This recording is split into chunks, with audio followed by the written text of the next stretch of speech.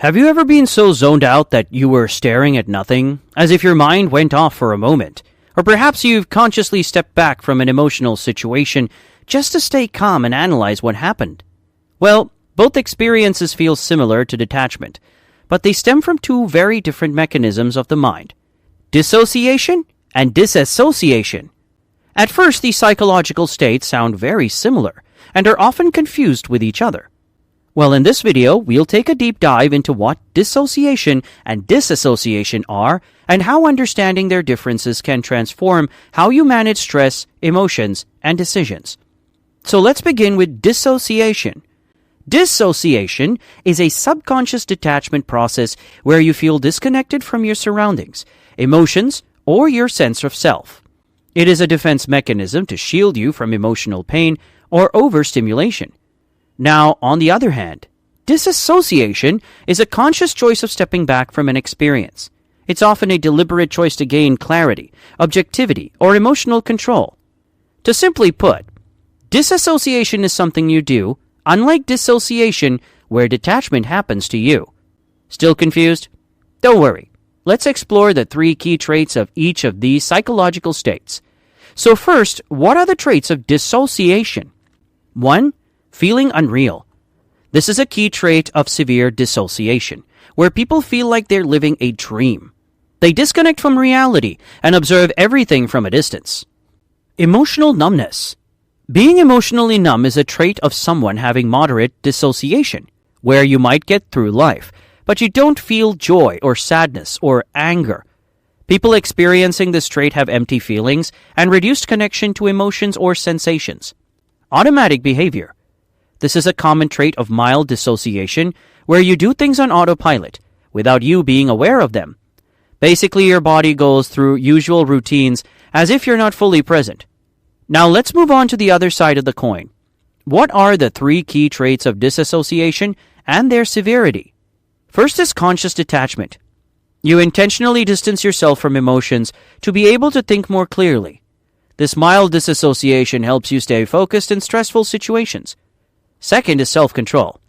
This is a common trait in people with moderate disassociation, and it helps you to regulate emotional reactions by detaching from immediate feelings. Third is identity disruption. This trait is often seen in disorders like dissociative identity disorder, where people feel a loss of identity as if they are someone else. What comes with the next big question? When does dissociation happen, and when does disassociation happen? Well, generally, dissociation happens in three major scenarios. Firstly, during trauma or stress.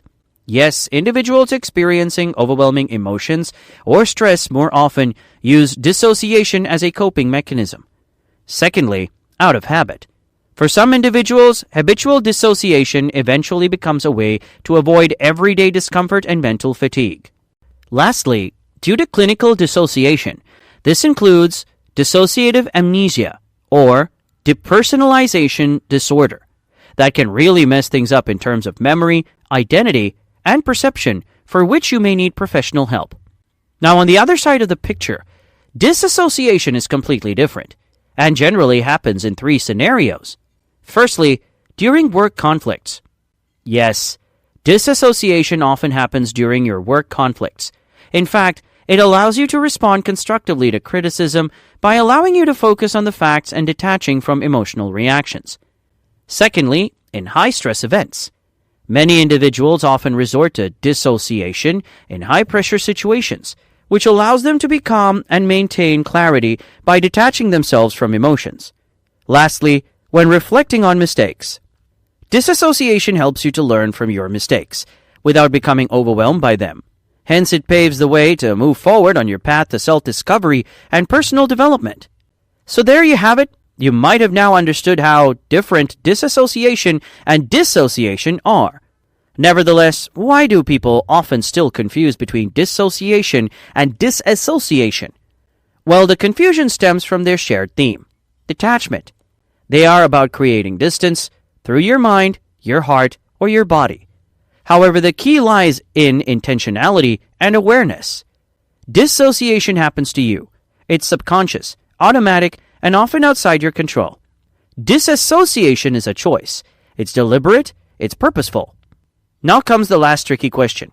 How to identify whether you are experiencing dissociation or disassociation? If you're struggling with this question, let me help you figure it out. Remember a recent stressful situation. Did you lose focus without intending to? If the answer is yes, then you are experiencing thorough dissociation. Did you deliberately take a step back and examine objectively? If yes, you are disassociated. Now, before we end this video, you need to understand a few things. Mild dissociation is universal. In fact, leaders who consciously regulate emotions and experience dissociation make 30% better decisions under stress. While occasional dissociation is harmless, chronic dissociation is harmful and can disconnect you from life's meaningful moments and create gaps in memory. Similarly, disassociation is also really helpful when dealing with conflict, stress, and decision-making. But if you use it too much, it can lead to emotional avoidance, where you can't really feel or express emotions fully.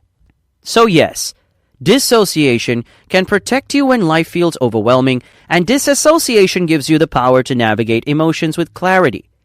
Now, the next time you check out or take a step back, pause and ask, am I dissociating to escape, or am I disassociating to gain clarity? With practice, you'll learn to use both states to your advantage, transforming detachment into a tool for growth. Thanks for watching The Conflicted Mind. Don't forget to like, comment, subscribe, and join us for more insights. See you next time.